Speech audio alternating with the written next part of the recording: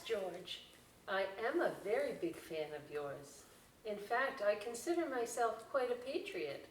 Oh, and you do too, eh? Who might I be talking to, you might wonder? Well, this is George Washington, our first president. Because you know why? When you see this fabulous story time, it will be the week of President's Day. And if it hadn't been for George Washington and the way he carved out the first presidency, we may have had a whole different situation here in the United States. But George, thank you. Thank you for all you did. He is clapping his hands. See, he's clapping his hands because he's happy. Yes, he is. And we're going to visit George in a little bit because George is our craft this week. Yes, he is. All right, my friends. So I'm going to put my little friend George down, although my thumb is stuck. Oh, I'm out. Oh, I'm all right. And the story we have this week, one more fan of my fan. Ready? This is really bunting from my house, but doesn't it make a funny fan? Yes, it does. I love it. Okay. We'll put all that down for now. This is a book from my house, but we can get this book for you if you want to come in and ask us to order it. It is called George Washington's Teeth, and it is written by Deborah Chandra and Madeline Kamora, and the pictures are by Brock Cole. Pardon me. I'm a little tongue-tied because I had to have a tooth taken out. Well, guess what? So did George Washington. But because I live in this time period, I get a much easier situation than poor George did. Poor George. You will see what I mean. The Revolutionary War. George hoped would soon be won, but another battle with his teeth had only just begun.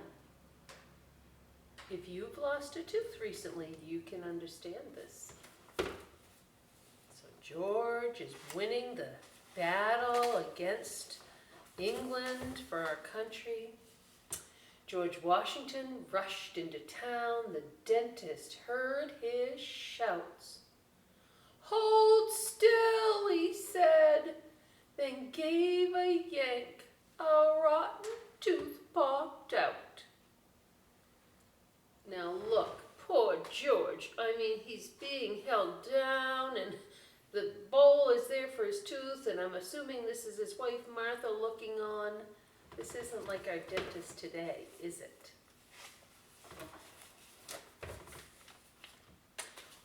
All that night, George tossed and moaned. Another tooth was sore. But at the dawn, he saddled up and galloped off to war. So there's Martha. He's saying goodbye, right? And he's got his military outfit on. Oh, and his three-corner hat. There's his three-corner hat. We're going to make one too.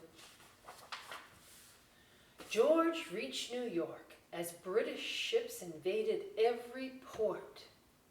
Preparing for a fierce attack, his soldiers built a fort. See it right there?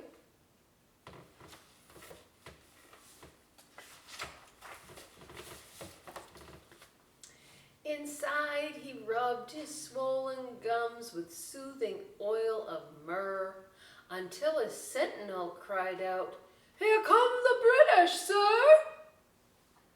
Charging on the field, George thought, "There's something in my mouth." He spat into his handkerchief and another tooth came out. Now that's two. "This can't be happening," George gasped. "What if someone should see? If word got out I'm losing teeth, my men will laugh at me." While no one looked, he wrote a note his dentist would receive. "Please come," it said. "I need your help when I get home on leave." Okay, so off to battle, but he's keeping quiet about those teeth. Back at home, George lost more teeth till he had only 10. Because, like, for a grown-up, you could have 32 if you had them all, and he's only got 10. "Oh, Martha dear," George cried, "I fear I'll never eat again." She fed him mush and pickled tripe, but when guests came to dine, he sneaked one of his favorite nuts. Oh, and then he only had 9. He shouldn't have been on that hard nut, I guess, huh? George crossed the icy Delaware with 9 teeth in his mouth. There he is right there, standing very proud right there at the boat. Ship, maybe ship. In that cold and pitchy dark, 2 more teeth came out. Now he's only got 7. There they are. See how cold? Oh, snow fell on George at Valley Forge. His blue coat hung in tatters. But then he'd only 7 teeth that couldn't even clatter. Oh, he says, oh, chatter. Not clatter, chatter. Yet bravely George led forth his men, coat and pigtail flying. While cannons boomed, he held his jaw and groaned, "I think I'm dying." Well, can you imagine? He's in pain, the poor man. The redcoats, this is the British soldiers, the redcoats fled. George won the war! Do, do, do, do, do, do, do, do. When he returned alive, Martha checked for 7 teeth, but counted only 5. Oh boy. He hid the evening of her ball, ashamed his friends would see. That night the dentist came again. George lost another 3. Now he's only got 2 teeth. Poor George had 2 teeth in his mouth. The day the votes came in, the people had a president, but one afraid to grin. Right? Because he had 2 teeth, so he didn't want to go like that. Didn't want to do that. A portrait artist came to George. He said, "I know a trick. I'll pad your mouth with cotton balls to puff your sunken lips." George stood up to have a look. He fell back on his fanny. "It doesn't look like me," he roared. "It looks like Martha's granny." He yanked the cotton from his mouth, then gasped, "What have I done?"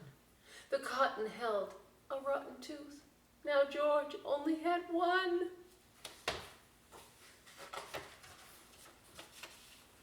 George still had that tooth the night a knock came at the door. "I've brought false teeth," the dentist called, "teeth that won't get sore." George put them in, but when he smiled, springs snapped against his tongue. See, in this picture, it's all the pieces of metal going ping, ping. Out flew those teeth. "Ah!" George shrieked. "They've knocked out my last one."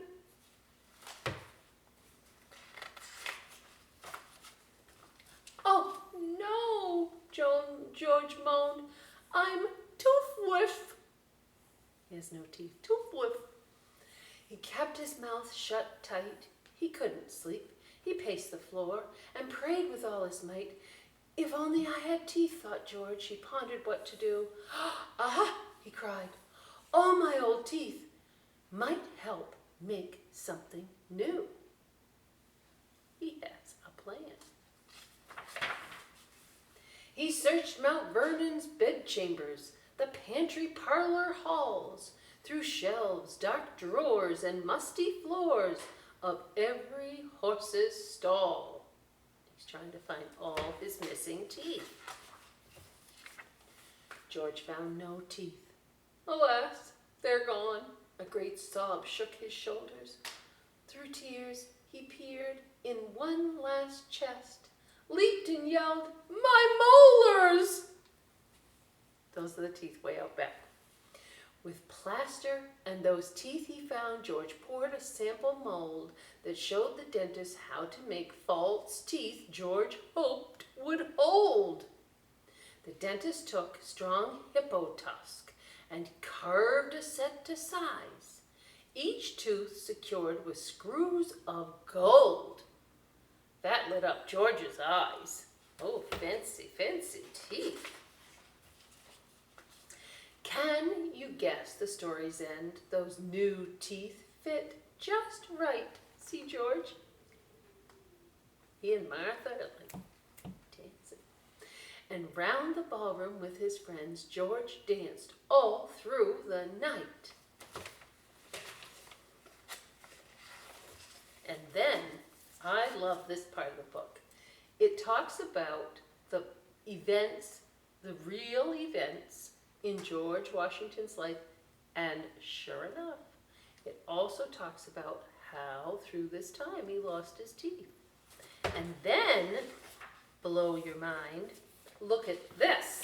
It says 2 views of George's last sets of dentures, and they are carved from hippopotamus ivory, and the plate that's holding them together, it's held with sheets of gold and springs made out of coiled gold wire.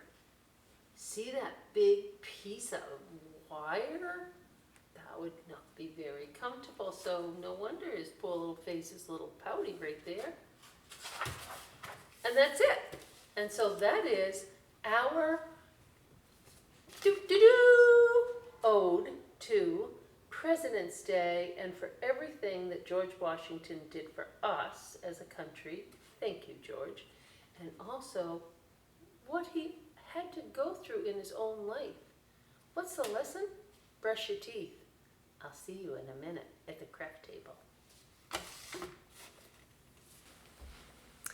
And so, George, I was saying, oh, excuse me, George, our friends are back. Yeah, we'll continue our conversation about good dentists. All right, very good. So, all right, my friends, I think this craft is not only appropriate, it does honor our first president. President's Day is next week, but it is fun, too. And in the end, isn't that what crafting's all about? It is for me. Fun and beauty, there's that. So what you're gonna start with, if I can get this, well, anyway, it won't, there we go. All right, so you're gonna start with a regular old paper plate, yeah? Now, if you wanna do what I did and have the little finger holes, ask somebody, you know, that's with you, mom, dad, Grammy, Grampy, somebody, to help you cut those holes out, because there's no real way other than just to either take scissors or something like that and kind of work at it. And then the more your fingers are in there, the softer the edges will get. Okay, so we have our paper plate, and we have this color sheet of George Washington, because I was not going to try and try to draw George. See, I'm getting stuck on my own tooth. So what I did, I only took the top part of George. I didn't use this bottom section because it didn't all fit on my plate. Okay, only this much fits on the plate, but you could use more than I did. Then what I did, I colored George's face, gave him a little light skin color, gave him a little light lip color. His eyes were already really dark. So that's that. Then here is his 3-cornered hat. This is what they wore during his lifetime, a 3-cornered hat. There's even a song, my hat, it has 3 corners has my hat. Trust me, it's real, true, yeah. Okay, so you're gonna cut out the hat with somebody's help probably. And then I glued the face, the hat, onto my plate. And here's where you start having fun. So, in George's time, not that I should say George Washington's time, that was kind of disrespectful. In George Washington's time, he wore, as did the ruling class, they wore these powdered wigs. So we will use cotton balls for our wig. And then I had a little fun down on the bottom because see, this is the top part that I cut off. So what I did was I had a doily. I'll find you one, it's here in a bag. A little doily, and I cut that out. And then I cut a piece of this duct tape, but I like the blue and white issue. I thought it was just nice. And you're gonna have a couple of these stars to cut out and to glue on your piece where you so choose.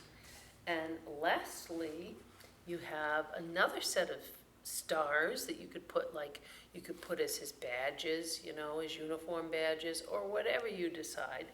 And presto changeo, from a little paper plate, da-da-da, we have our first president. And for those of you on vacation next week, have a wonderful vacation and hope we see you in the library. Okay, bye-bye. Brush your teeth.